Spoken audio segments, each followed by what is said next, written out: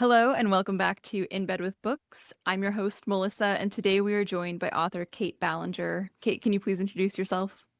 Yeah, thanks so much for having me. So my name's Kait Ballenger, and I write paranormal romance and dark, spicy romantasy. And I'm here to talk about Original Sinner, which is the first book in my Original Sinner series. And book two just recently came out. It's titled Wicked Believer, and just announced book three today. And Yes. and so the concept for this series is basically, I like to tell readers that it is like Netflix's Lucifer meets 50 Shades of Grey. And so the devil and then his siblings, who are the seven deadly sins, are now these billionaire celebrities who live in a god-abandoned New York City. And the heroine, Charlotte, is a daughter of she's a runaway daughter of an evangelical minister. And she ends up in New York, kind of trying to escape her old life. She thinks that working for the devil is going to be the way to keep her off the radar of her old life. And then antics ensue. She ends up fake dating Lucifer, and lots of spice and drama and kink thrown in there. A very natural, sequence of events for a former pastor's kid is to, of course, go working for the devil. Yeah. I've known a few pastor's kids in my life. They do kind of swing the pendulum. Okay, first of all, love the book. Oh, thank Love, you. yes. I grew up reading like paranormal YA romance. So no smut in there, occasional smut, but the ones I'm thinking of where, we're playing with angels and demons, and I don't know if you read, I'd love to hear actually some of the things you read as a teenager, but it reminded me in some ways of like the next level of Blue Bloods. I'm not familiar with that series. It's Oh, it's basically vampire angels, but make a Gossip Girl, and I they're love that. like in New York, high end society. But yeah, and I don't know what it is about that combination, but I love it so much. But I'd love to hear what kind of things you were reading, what's inspired you to write something like this. Yeah, so I started reading paranormal and spicy paranormal stuff like probably way too early. And that tells you like a lot of what you need to know about my books. Like I remember being around like 13, 14 and reading like Laurel K. Hamilton, Yep. like who is super spicy paranormal or urban fantasy. And yeah, and I loved those books at the time, right? Like I like, and not just her Anita Blake series. I was also reading her Mary Gentry series at that stage. So Okay. like in anybody who has read Laurel K. Hamilton's books knows that like the Mary series is like infinitely smuttier than any, like at least at the start, right? Like Anita Blake has definitely taken a hotter turn over the course of the many years she's been writing that series. Yep. But yeah, I was reading Laurel K. Hamilton way early on, so she was definitely an early influence. And then I was also like, to give myself like a date and age range, right? Like, I was a teenager during the Twilight era, right? So Yes. like Twilight Yes. was big thing. And then 50 Shades followed shortly after that. That was around the time I was in college. And I binged the Stackhouse series at the time, like, Nice. but very much Nice. into True Blood.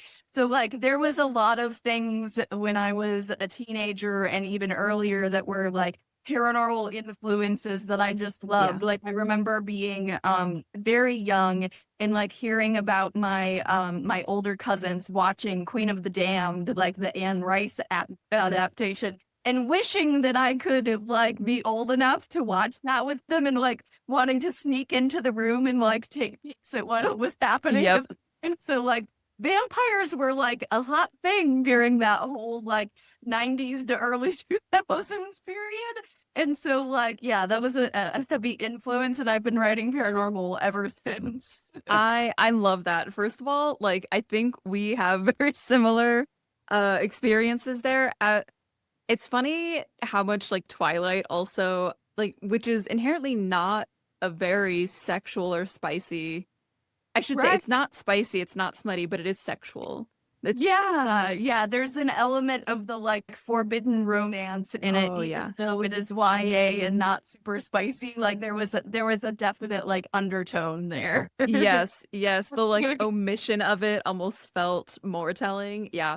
Yes. Um, okay, I love that. I feel like we're on the same page, which of course the book itself, I was like, this is my people.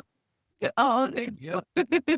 I also want to ask, because in the forward of the very first book, you talk about the book being like you working through things. How Yeah. did that translate then into, I guess, the final product, which maybe doesn't reflect everything, of course, because you're going to go through so many rounds of editing. Yeah. I will say edits for Original Sinner were relatively light. Oh, So like I feel like it very much stayed true to the original vision that I wanted it to be. And nice. that was kind of where what I was aiming for with the publication of this book. So when I started Original Sinner as a project, it was very much meant to be like a passion project, like a thing that was like an ode to my kid, right? I just Yeah. wanted it to be everything that I wanted in a book. And I wasn't really thinking about or caring about like at that moment, at least what readers were going to think of it, because it was meant to be a passion project for me. So I went into this thinking that if I sold it traditionally, that was fine, but like I wanted it to be like I actually thought it was going to end up as an indie project. So I Hmm. thought that it was like that I was going to have full control over, the editorial, the cover, etc. And then when it went out on sub, like with my agent, and I was like, okay, well, if Trad wants it, great, like, but it better be somebody who's not gonna like alter the message of this. Because I wasn't so much like I was worried that they would want me one to tone down some of the spice Yeah. and some of the darker elements because anyone who's a frequent reader of dark romance knows that like there are readers who understand that genre and ones who really just don't get it. And so I knew that if it was going to end up with an editor, it really needed somebody who understood dark romance, who was willing to let me write about like trauma and in authentic ways. And so when the offer came in from Amazon, who is my publisher, I'm published with Amazon Publishing Motley. It was really kind of the best of both worlds because they're used to working with a lot of like bigger name indie authors who are now going into trad. Yeah. And they were very much like they understood that I wanted to keep the vision of this series. And they like as an editorial team, they're very good about if like they make suggestions for changes. And if I don't think it fits the vision, they're fine with me not taking them. And so Nice. that Okay. was exactly what I wanted and needed from a publisher for this project because it was such a passion project. And and I will say when I first started writing it, like it was meant to be just fun. Like I don't think I realized initially that I was working out some trauma when I Okay. wrote. Okay, fair. Yeah. It's like when I wrote like when I created the initial setup, I was like, oh, this is just gonna be like super sexy. It's gonna be great. And then it was like about the time I hit about 100 pages into it that I was like, oh, maybe I'm working out some emotional things.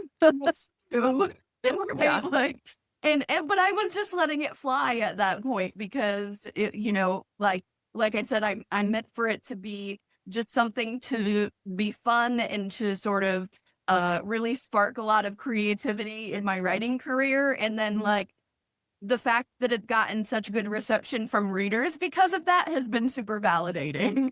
Yeah. Oh, I'm sure. And I will say, I mean, I don't know what the initial drafts look like, but the very first time that Charlotte and Lucifer speak alone in the office, and she's like, "Yes, sir," and he says, "Good girl," and I was like, "Oh, oh no." Like it hit. And I was like, "Oh, this is happening right now. This is like, Yes. yeah." Like and it was so like simply put, the weight of the words was they carried themselves, I will say. It was so well Oh, done. So I felt it from very early on. So in, you're very self-indulgent, which I love. I think you gotta be self-indulgent sometimes because somebody's gonna yes. relate. Like if you're making art, whether it's like writing or whatever, like be self-indulgent, right? Fuck it. Yeah, exactly. This is a field where there's like a high rate of burnout for authors or Hmm. editors or whoever's working in publishing, right? And like, so you have to be able to hold on to that joy and like, and I've loved all the projects I've worked on because Original Center is not my first series. Yeah. But I just really at that point in my career needed something that, yeah, was entirely self-indulgent and like, and this is the series that resulted. Dang it. Oh Yeah. darn. Okay, so then in the process of, I guess, just the ideation, did this start as, because it's urban fantasy, which I love. I've talked about this in the podcast so many times. I love bringing these things, these worlds together.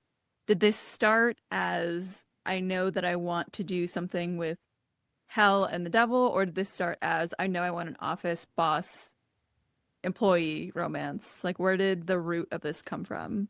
So the root of this came from what I was actually reading at the time. Cause like as an author, like I never want to write something that I wouldn't actively love to read. Yeah. Like that. So at the time I was super into reading a lot of the Hades and Persephone retellings that were circulating around. Like I was picking up Katie Robert and like all sorts of other like authors that were doing these Hades Persephone retellings that were really popular, specifically in indie publishing at that time.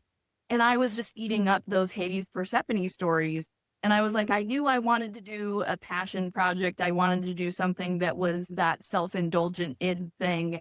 But so when the idea of doing a Hades Persephone story came to me, it was like, okay, I want to do that, but like there's so many already on the market, right? And so then it became like a thought exercise of how can I do something with a same or similar dynamic to this, but not make it just Hades and Persephone because there's so many of those books out there. I felt like Yeah. if I'd written a book like that, I would have just been screaming into the void and it wouldn't have hit Yeah. with anybody. Because the market was already flooded with that kind of content. And so when I started asking myself, like, okay, who would Hades be if you put him in a different pantheon? Like, I came up with all these answers, but ultimately the answer I landed on was that Hades in the Christian pantheon would be Lucifer. Right. And Hmm. I was like, oh, Lucifer. Right. And like the idea of doing like a romance where Lucifer was the hero was just the initial spark. And then it was like, okay, well, if Lucifer was in, our modern world, what would that look like? Well, he'd live in New York City, somewhere where it's like super glamorous and fashionable, right? Oh, and he'd have these siblings and they'd be the seven deadly sins. And so it all kind of built itself out from that initial concept of wanting to write a Hades Persephone story. And then I just like kept adding in more id elements as I Hmm. went. Well, and I think it does really fit because of like the world, the way you've built them into the world with just like the businesses that they go into and the random clubs. And it's like, oh, well, of course he owns a club called the Body Shop. Yeah, yeah, Like, okay, exactly. we get And it. and Yeah. that's kind of what I wanted it to feel like when I was building out the world building from there. I was going, I love urban fantasy, and I think the best urban fantasy makes it feel like, of course, they would live in the world this way, right? Yeah. So I wanted. It was really a question of, okay, if Lucifer were real and he's like actually in the world, what would it look like? And Hmm. so that was really the guiding point for creating most of the world building. And like, it kind of just built itself from there. Yeah. Well, because it fits so well. Like it feels like such a natural progression Oh, for like, you. yeah, for the way that they exist within the world. I do want to say also, I do think we need more. We need to get back into this like devil, angels and demons. Like that was Yeah. such a fun period in like the late 2000s, early 2010s of like the YA fantasy romance or paranormal romance with that. I Yes. do miss that, and that tickled like the little teenager in me who, read those books without telling my parents what they were really about. Yes. Yeah. I'm Um, glad to hear that. yeah, sorry, Mom. So when you were then like I guess when you were creating the characters, like the main characters, Charlotte and Lucifer, of course you're basing it a little bit off of Hades and Persephone. But then as you realized who these really were, where did you want them to start? Or did you have an idea of more of like where you wanted them to end up? Like what was kind of the creation process for them as characters?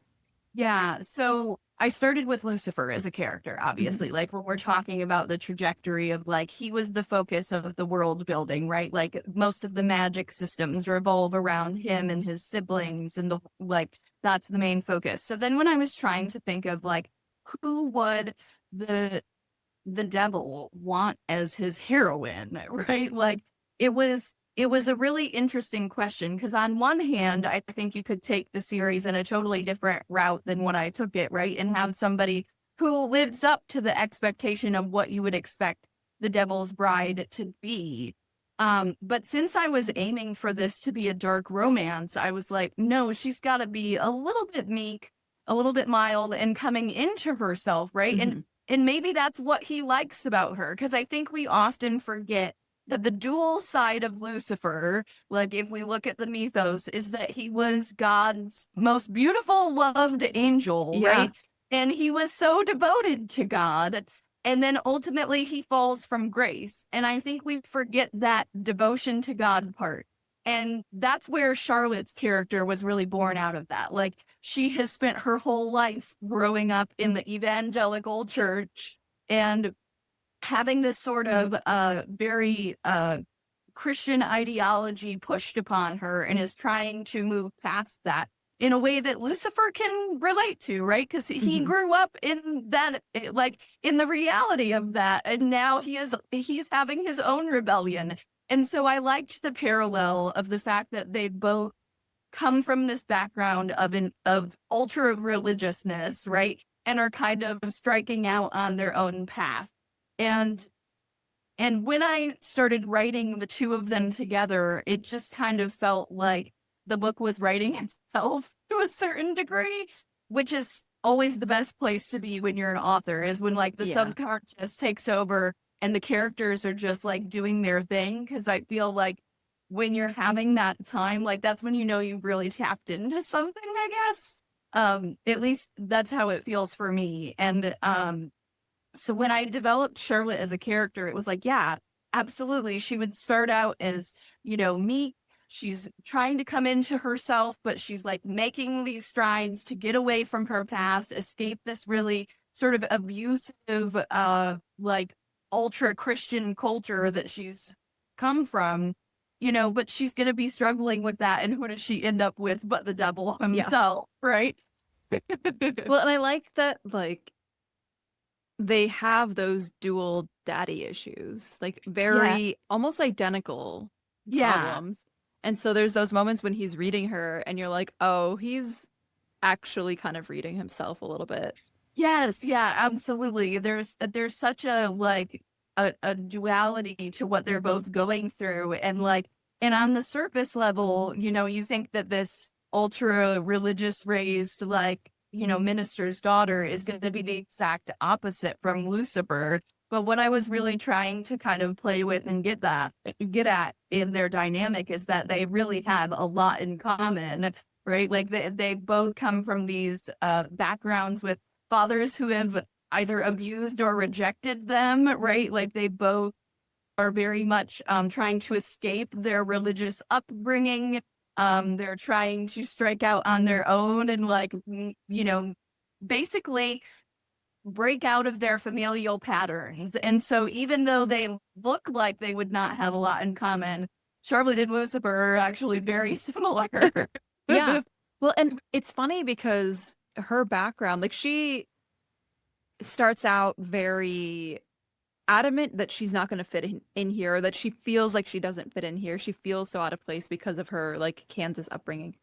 But Yes. more and more the that upbringing is beneficial almost. Like she's able to use the same tactics to help at work and help with like their schemes. Yes. And Yeah.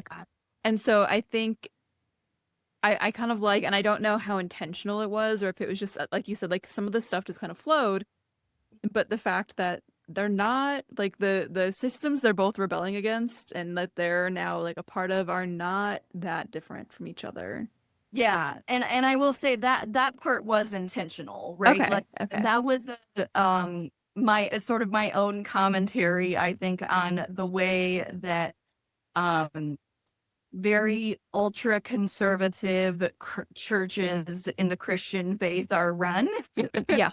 Yeah, like the background and reality of what those look like, like for someone who's raised in that dynamic, and it's not all that different from the sort of big, expensive power moves that Lucifer and his siblings are making in New York City. Hmm. Because I think that to say that like the Christian church, at least in the US as it exists currently, does the like to say that they don't have a lot of like political power and monetary influence and things would be naive. Yeah. Like to put it honestly, we love to talk about separation of like church and state in the US, but I think especially in the current political climate we're in, like the way that Christianity has played a role in conservative politics is very obvious to anybody who's paying attention. And that was very much something that I was playing with in this series and was very conscious that I was being highly political. Dang it again. Oh Yeah. darn. Yeah. I mean I loved it. Like I love reading smut, but I also love reading things like a deep political commentary, and I think it scratched both of those itches. Oh, Um, so in terms of, you said kind of the creation of these characters flowed kind of as you were, as they, I guess, bounced off each other as they were created in tandem. And you've got yeah. the various points of view. Was it easy keeping the voice then Yeah. separate or together or Yes and no. I feel like their voices when I'm writing, like, because for those who haven't read Original Sinner, it's written in first person present tense, but it alternates point of view between Charlotte and Lucifer. Mhm. We do get Charlotte's point of view a little bit more frequently than Lucifer.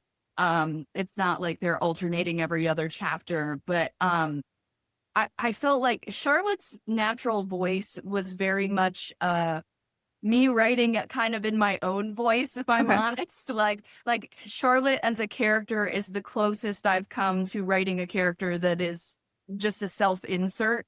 She's not a self-insert, I'll say that, because she has a very different background than me. But I went into writing her character knowing that I was kind of using my own voice for her. And but when I write Lucifer, it's coming from like a totally other place. And so it was very easy to know that when I was switching to his scenes, the voice needed to be entirely different in his narration, but maintaining his sort of deviousness, it can be a challenge. I don't know that I struggled with it a whole ton in Original Sinner, but as I went on to writing the later books in the series, like Wicked Believer, the final book in the series, which I've just turned into my editor about a month or two back. Uh, Congratulations. oh, thank you. Like maintaining that, there's almost like a rhythm to the way he speaks, and there's like a certain level of like narcissism and high-handedness, right? Like, because he's the devil, and like Yeah. he's what I like to call, and like hopefully it's okay for me to swear here, but he's a lovable asshole, and Yeah, you're so good. like. And it can be hard to maintain that sort of mystique and charisma in his point of view. So I will say writing his sections was always a little bit more difficult because I'm like trying to get into his mindset. And like he's I talk about my characters like they're people because they feel like they're people. And he Yeah. is just he's impossible to deal with some of the time because like he's such a secretive character as the devil would be that sometimes when something's happening, particularly like in Original Sinner, like without going into too many spoilers, like when who the handler Yeah. was revealed, I was gasping as I was writing it because I had no idea who it was up until that point either. And then I went and looked back and I was like, well, clearly Lucifer knew who this was, but I did not. Okay, I love that. I love that. So sometimes it feels like he specifically as a character is pulling one over on me. That's fine. Oh, that's when you know like you've really nailed down who these characters are as well. So I do want to go to the plot then. So you're, I'm gonna say a pantser, a bit of a pantser, at least for this Yes. one. Okay. Oh yeah. I am absolutely a pantser. I love the term because it sounds so much nicer. I'm like, I'm a discovery writer. Like right, but like but yes, I throughout the course of my career, I've swung back and forth between doing different amounts of like levels of plotting.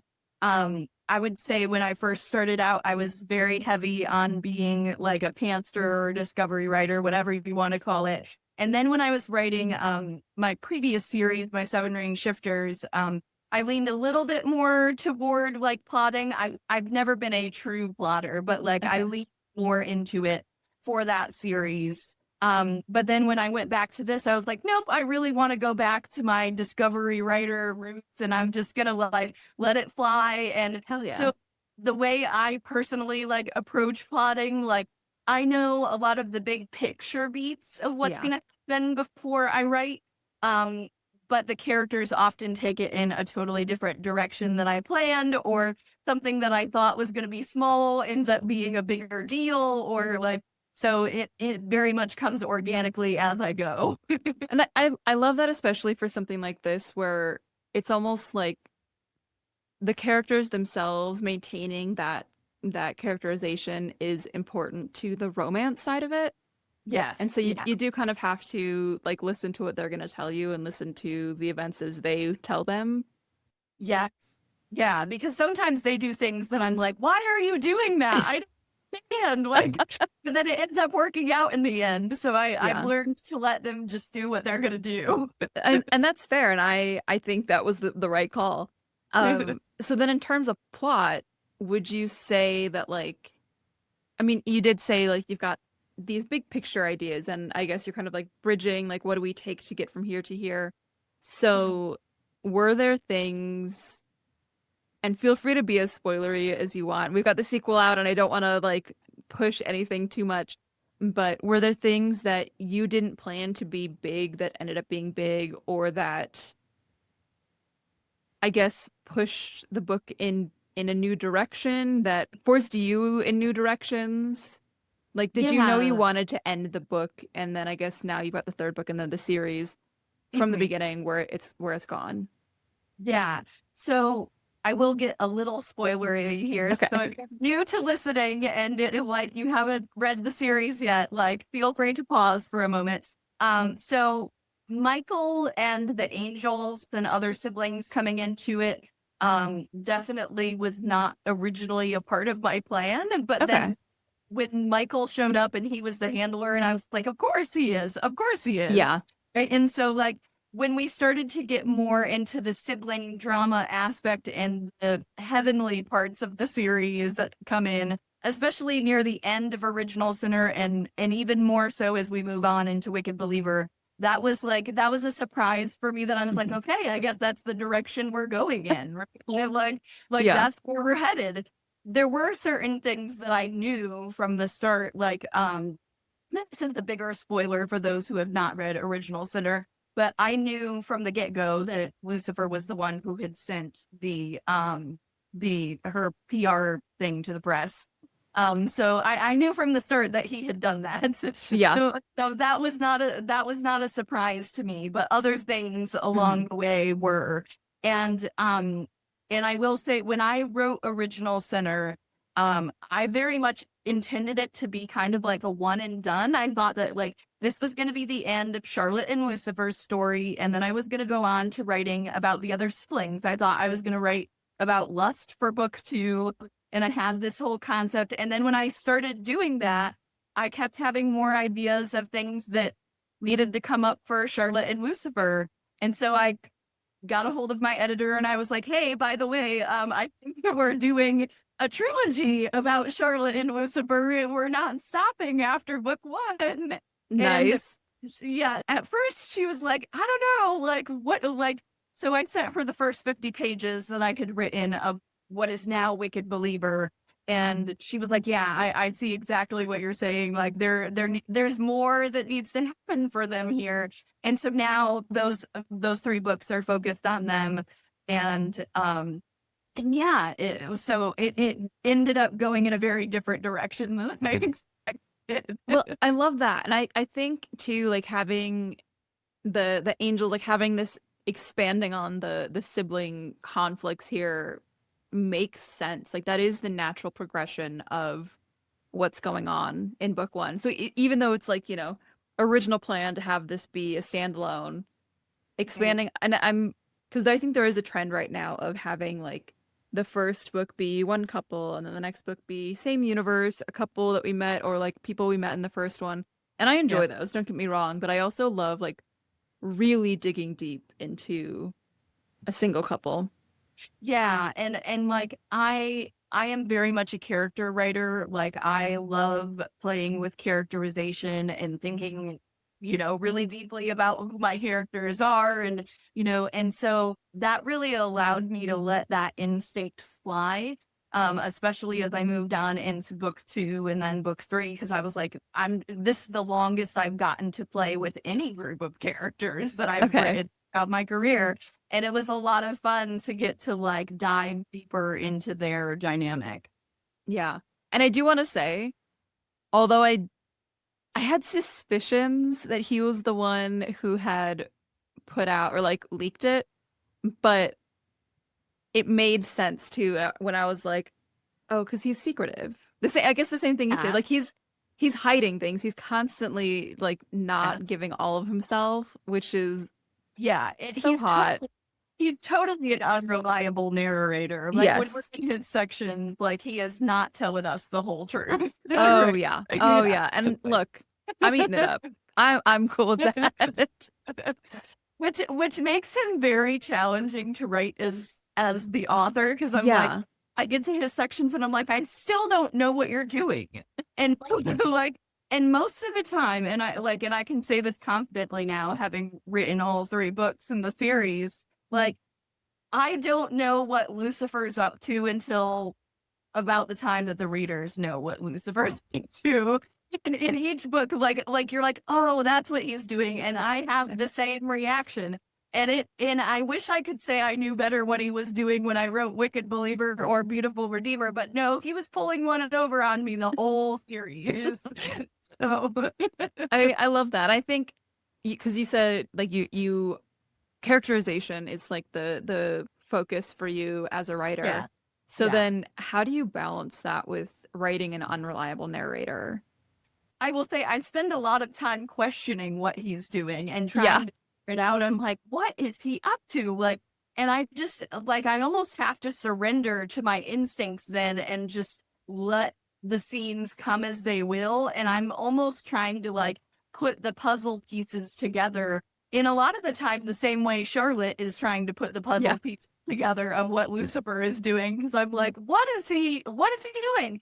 And so it helps me write Charlotte's perspective, because I'm feeling usually the same way she is. When she's frustrated with Lucifer, I'm usually annoyed with him too.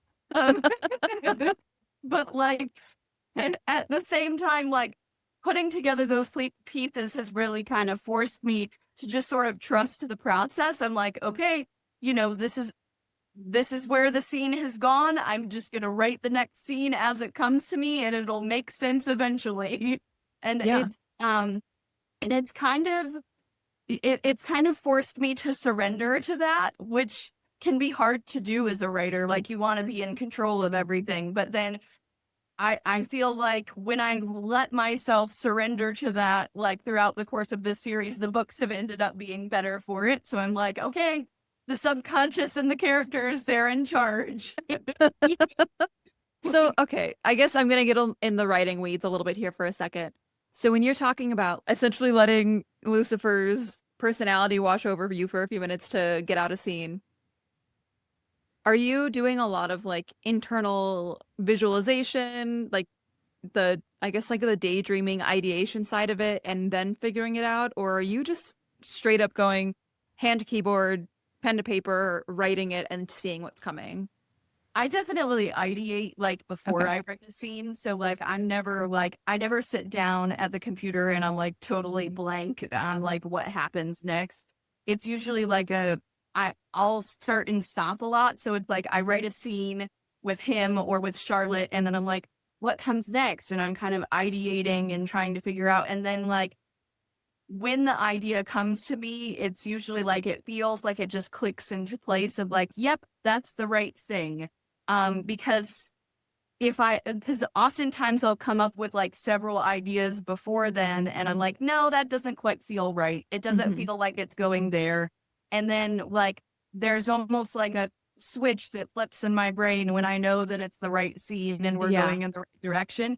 And then once I have the idea, I sit down and it's like the characters are the ones that are basically telling the story from that point onward. But it's very much a like visualizing what happens. I see the scenes kind of roughly in my head of like snippets of things. So like for example, like when I was writing the scene at the Met Gala in Original Sinner, like the first bit of that scene that came to me um was Lucifer getting out of the car and like striding toward the gala and Charlotte chasing after him. And when I had the initial idea, I was like, oh, okay, like that's all I know about what happened. This little teeny moment.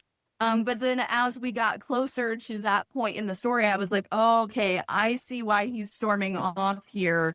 He's about to tell her everything he's been holding back. Right? Like he's just about like this is the moment when things go bad, right? Yeah. Um and I often will get like little snippets of things where it's like a visual of what's happening, and then it's only once I get into the writing of the scene that I find out like what's really occurring. I love that. I love the the notion that writing and writers, it's not literally just the moment of the writing. Like if we're writing fiction, if we're writing fantasy, like that is a huge part of the process. And I kind of like the way that it balances there as well. Like you see it like just the one like glimpse vision in your mind of this instance and then have to work out how that plays out. I like that. Yeah, there's definitely a long process of like thinking and ideating that goes into writing for me. Like I know a lot of like pantsers will just sit down and like they like tear up the keyboard. Like it's different for every writer, but for me, I'm like it's a lot of thinking in between, like, Hmm. and then I come up with something, and then it's like, okay, now on to the next step. What comes next in this progression, right? Yeah. So then are you mostly in terms of the writing process, writing beginning to end? Oh yeah, yeah. I do not write Okay, unchronologically. okay. When I start to put pen to page at the start of a book, I will say I usually have like a couple of the bigger plot points. But sometimes they end up being arranged in totally different ways than I expect. For example, I thought the whole instance at the Met Gala with Lucifer and Charlotte, I thought that was going to be the midpoint of Original Sinner. And then Okay. once I actually started writing, I was like, nope, that's the black moment. It's at like Yeah. 70% point of the story. So sometimes how like everything comes chronologically typically as I'm actually writing it, but like I'll have ideas of future scenes kind of like put on the back burner. But especially because I'm such a character writer and I'm thinking so much about like their arc as a character, I feel like, and I'm so much in the emotion of the story with them. I feel like writing a scene that's like a couple scenes ahead or like part of a book ahead, I wouldn't even know where to start, right? Yeah. Because like I wouldn't know where the characters were at emotionally at that point. even if I know where they're at plot wise, and that characterization and the emotions of the story, especially in a romance, are just so important that I just feel like I can't skip ahead. No, that's So fair. Yeah. yeah, so I write from beginning to end for sure. Going back to that, like the emotional state for the characters, that was so consistent. That felt really, I guess, honest is the word I'm looking for. Like, I mean, I loved Charlotte, so I loved the connection that it helped make with her as the main character. I know Lucifer's, he's got his point of view, but Charlotte's the main character. Yeah, yeah, she very much is. Like I would agree with that. Like Okay. first POV is there, but like Charlotte is the main character for sure. Yeah, it feels like his point of view is there just to like make us fall in love with him, which is fine, I guess. Yeah, yeah. And I will say his point of view like becomes somewhat more frequent in the later books, but Charlotte is still very much the focal character in my opinion. Like Okay, I yeah. mean he has his own arc throughout the story, but yeah, Yeah. like his POV is there because we love him. Yeah. Unfortunately, we do. Yes. I guess looking at this as like, Charlotte is a character being corrupted by the devil, dang it. So her arc feels like in some ways very clear. We have this meek girl or meek woman who's being opened up Yeah. uh by Lucifer. How did you decide how much of him was going to be like relatable, like a humanness to him in Mm. that like arc, and how much of this was like, where are you drawing the line? Between him being humanized and being the devil. Yeah. So that is a hard line to walk, and like it has been a hard line to walk throughout the whole like series because when you open a book where devil is one of the like key characters, you expect him to be the devil, right? Yeah. So I had to keep that in the back of my mind the entire time I was writing him as a character, is because he has to be humanized enough that we understand why Charlotte falls in love with him, but not so humanized that we can't believe he's the devil. Yeah. Dark romance as a subgenre was just like the perfect place for that, because anyone who is a frequent reader of dark romance knows that like we're playing with characters who are sometimes like, well, often, not sometimes, always awful people to Yeah. varying degrees. And so going into this, I knew that he had to have a certain level of awfulness, but we also have to understand why he's doing those things. Mhm. So my job as the writer was to like give you the glance behind the scenes of like Lucifer's humanity and why he's this way, but ultimately not excuse any of his bad behavior. Yeah. Dang it. I think too, like, not exclusive necessarily to like the Hades Persephone retellings or like past books I've read with like demons or the devil as a main interest, love interest. Sometimes you'll see these almost dark romance things where like there's the story around who this guy is, but then he softens just for her. And it's like, I guess there's a place for that dynamic, but I don't always want him to soften. Like, Yeah. did you ever Yeah. watch Once Upon a Time? I did not. Okay, that's fair. I guess the quick thing is we bring in Captain Hook as a love interest for the main character. Yeah. And Pirate, he's obviously a villain, Peter Pan, in, the actual story and everything. And as he becomes a love interest and she fixes him. Mhm. And when I rewatched it as an adult, I was like, okay, I get why she fixed him, but also he was so much hotter when he was still a little evil. Like, we didn't need to make him into a dad, a perfect father figure, you know? Oh my gosh, yes. And that was that going back to the like writing what I want to read, because Yes. that was purposeful, because like I very much feel that way about like a lot of characters in fiction where it's like I love the whole like fix him arc, or like he's soft only for her.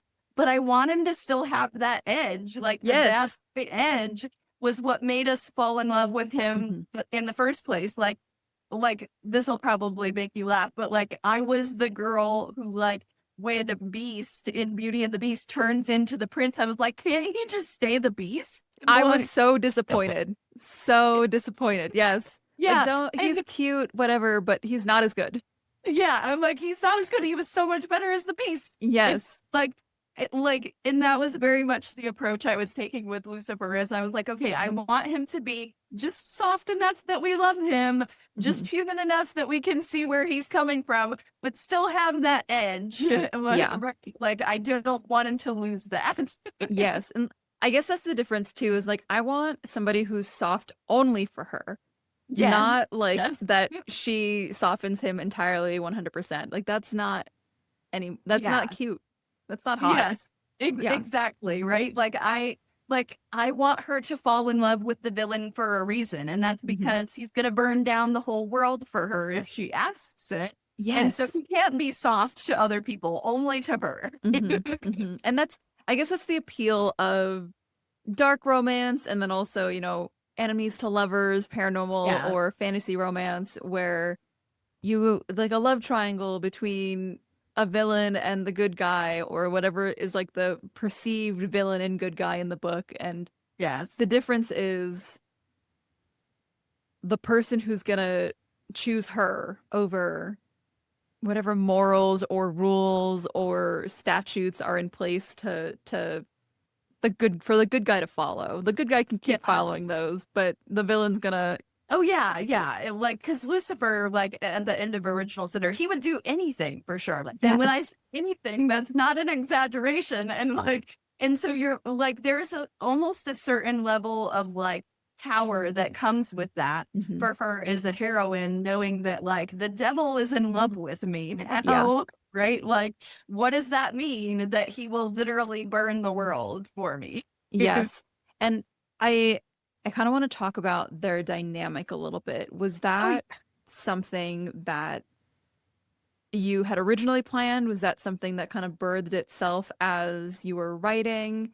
Because there is that kind of like the notion of the power dynamic in a Dom sub dynamic where if you look at it externally, technically the sub has a lot of power. yeah, that was all intentional. That came Okay. up like, from the start of the concept. I knew we like they were going to end up in a DS relationship. And I think that for people who are not as familiar with kink, like this is an area that a lot of people use like to work out their trauma, right? Hmm. Like in like DS dynamics or otherwise.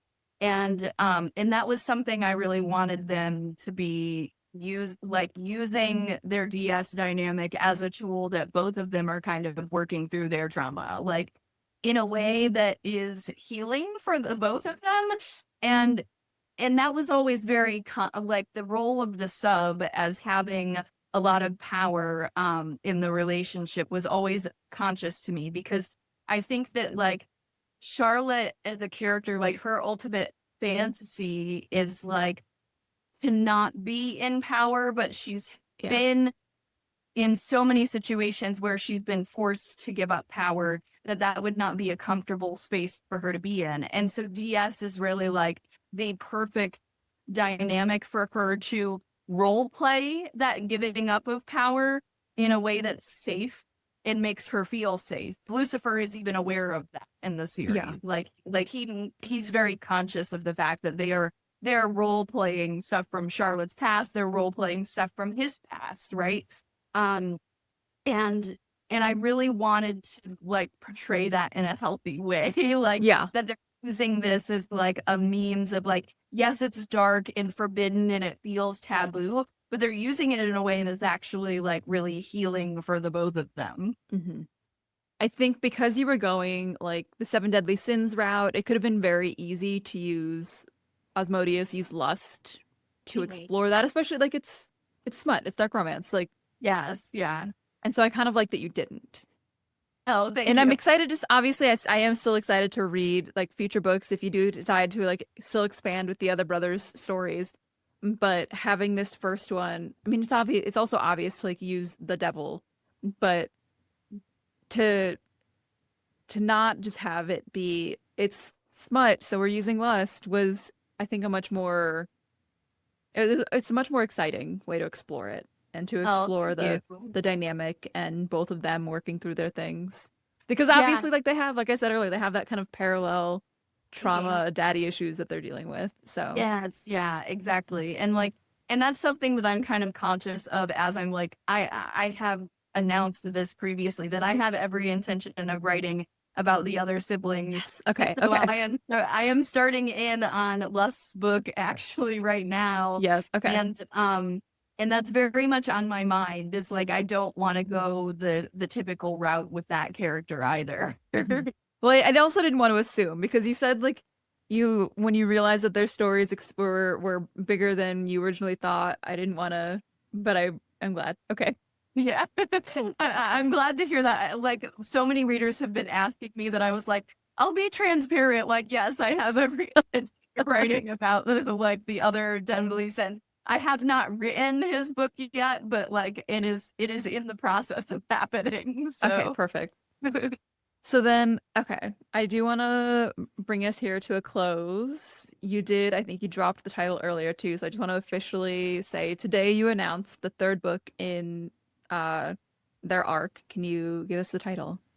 yeah, so the third book in the series is Beautiful Redeemer, and it will be out on May 26th. So we have Original Sinner, then Wicked Believer, and then Beautiful Redeemer. And I'm hoping readers can see that there's an arc even in the title.